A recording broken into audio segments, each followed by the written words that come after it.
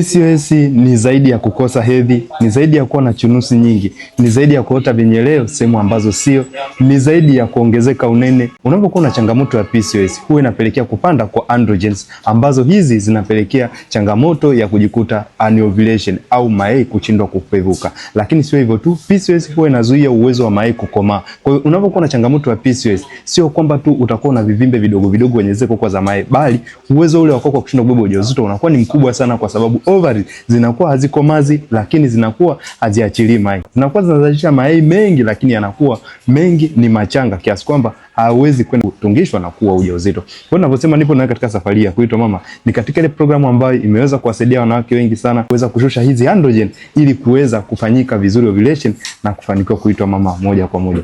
Uzuri nimeweza kuwasaidia kina mama wengi sana. Najua na wewe inaweza kukusaidia. Hebu niambie kwenye comment, ulipoambiwa una changamoto ya PCOS, ulikuwa unapitia changamoto gani? Ni kushindwa kubeba ujauzito tu au ulikuwa unapitia dalili gani?